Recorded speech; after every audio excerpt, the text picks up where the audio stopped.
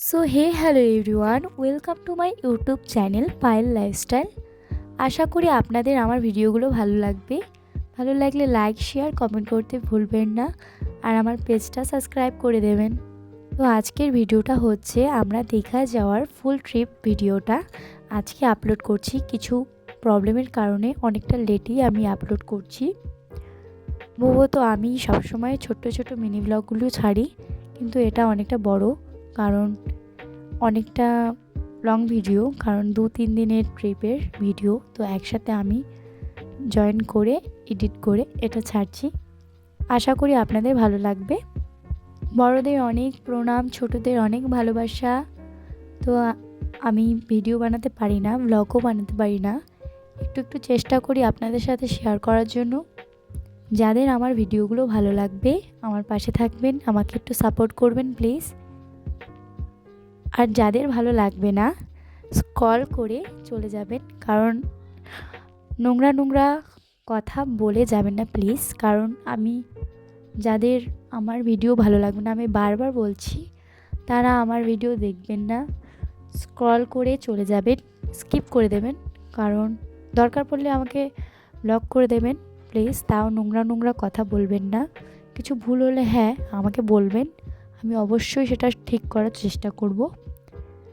কিন্তু ভিডিওর মাঝখানে এসে নোংরা নোংরা কথা বা কিছু বলবেন না এমন, যেটাতে আমি খুব কষ্ট পাই প্লিজ। কারণ আমি অনেক আশা করে এই ব্লগটা ছাড়ছি আপনাদের সাথে শেয়ার করার জন্য। তো ভুল হলে প্লিজ আমাকে বলবেন যে এটা আপনার ভুল হয়েছে, তো আমি সেটা ঠিক করার অনেকটাই চেষ্টা করব। কারণ আমি ব্লগ বানাতে পারি না,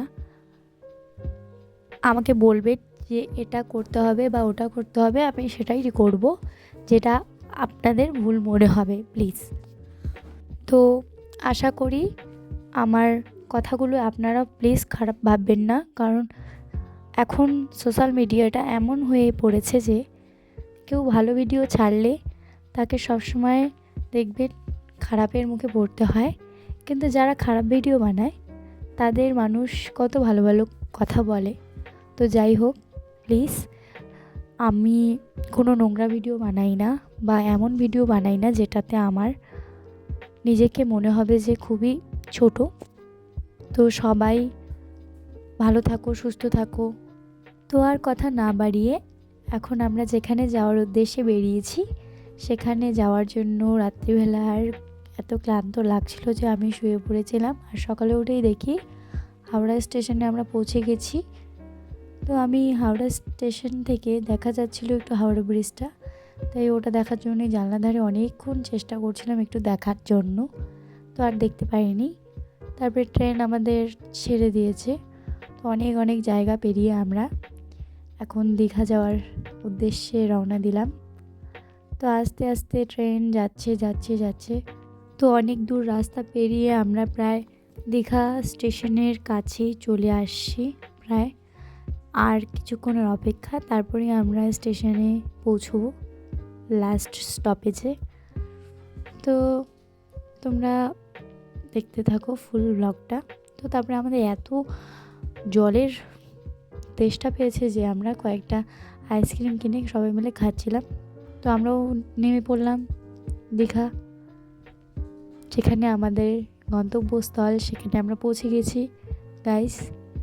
তো তারপরে হেঁটে হেঁটে আমরা যাচ্ছিলাম। স্টেশনে অনেক মানুষ, আর এই ট্রেনটা এখানেই লাস্ট থামে। তো এটা দীঘারই ট্রেন, তো আর এখান থেকে কোথাও যায় না, আবার এটা 2 দিন পরে ছাড়বে। তো আমরা সবাই মিলে বেরিয়ে পড়লাম, আর আমাদের একটু হোটেলটা ছিল একটু দূরে, তো একটু হেঁটে হেঁটে আমরা যাচ্ছিলাম, আর মন্দিরের পেছন দিকে আমরা ছিলাম। তো গাইস, মন্দিরের সামনে আসার পর এই একদিনের ক্লান্তি মনে হচ্ছে একদম সব দূরে চলে গেছে। আমি ট্রেনে কিচ্ছু খেতে পারিনি, তো তাও আমার এত ক্লান্তি লাগছিল ট্রেনে, কিন্তু যখন আমি মন্দিরের কাছে চলে আসলাম আমার এত শান্তি লাগছিল যে কি বলবো।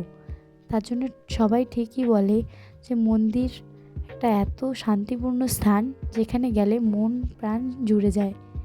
তো তারপরে আমরা একটু রেস্ট নিয়ে রাত্রিবেলা একটু বেরিয়ে পড়লাম। দীঘায় সমুদ্র দেখার জন্য।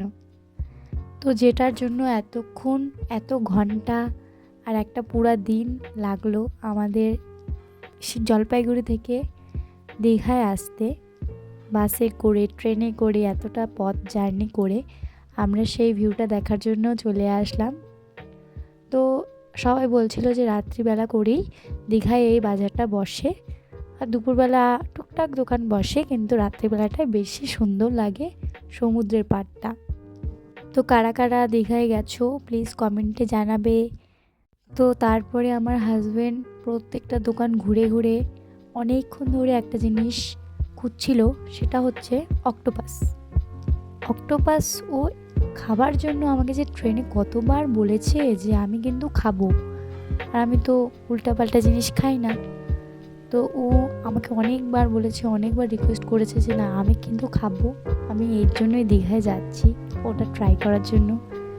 তো আমি আর বারণ করিনি, কারণ যার যেটা ভালো লাগে খাবে, কিন্তু আমি খাইনি, কারণ অনেকবার জোর করছিল কিন্তু আমি খাইনি। তো এই দোকানের দাদাটাও আমাকে অনেকবার বলল যে খাও, কিন্তু আমি খাইনি। মাছের দোকানের যে গন্ধগুলো আছে না, একদম মানে ভালোই লাগছিল না আমার।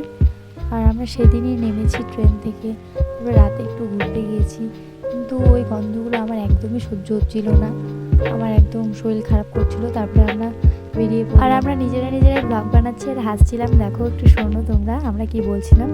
A few moments later. Hotel ice cream খাচ্ছি, সামনে জগন্নাথ, এই যে আইসক্রিম খাচ্ছি। তুমি কিছু বলবা? ও যারা সবার করো আইসক্রিম দোকান যাও, তোমার হাতে আমার হাতে আছে চলে আসলাম আমাদের থাকার জায়গায়, তাই না?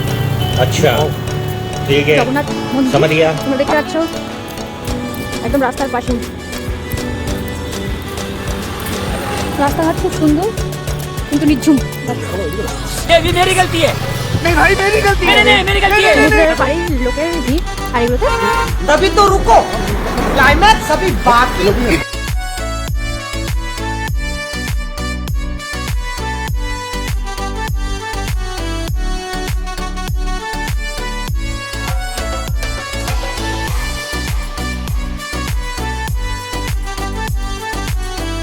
Few minutes later.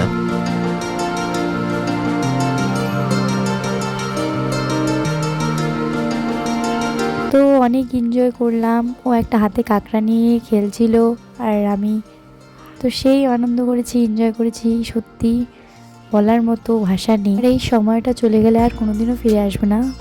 যাদের যাদের এখন মনে হয় যে একটু ঘুরতে যাই, একটু ট্রাভেল করতে যাই, তো এখন তারা হয়তো যেতে পারে না, কারণ অনেক প্রবলেমের কারণে, আমাদের অনেক সমস্যার কারণে কোনো সময় ঘুরতে যাওয়া হয় না। তো একটু সময় বের করে সবাই ঘুরে আসবে, সমুদ্র পাহাড়, অনেক মন শান্তি লাগবে দেখবে। আর পাহাড় সমুদ্রের ধারে গেলে একদম মনের সব চিন্তা ভাবনা দূরে চলে যায়, অনেকটা রিল্যাক্স ফিল হয়। তো সবাই একটু ঘুরবে ফিরবে, এই সময়টাই আমাদের অনেকটা স্মৃতি হয়ে থাকবে, এর জন্য এই ব্লগটা ছাড়ার। তো ব্লগটা অনেকটাই বড় হয়ে যাচ্ছে, তো তার জন্য পার্ট 2-এ একটা তারপরের ভিডিওগুলো নিয়ে আসবো, অবশ্যই সবাই দেখবেন। আর ভিডিওটা লাইক শেয়ার কমেন্ট করতে বলবেন না, আমার পেজটা সাবস্ক্রাইব করে দেবেন প্লিজ। আর এখানেই ব্লগটা শেষ করছি, সবাই সুস্থ থাকবেন, ভালো থাকবেন, tata guys, thank you for watching.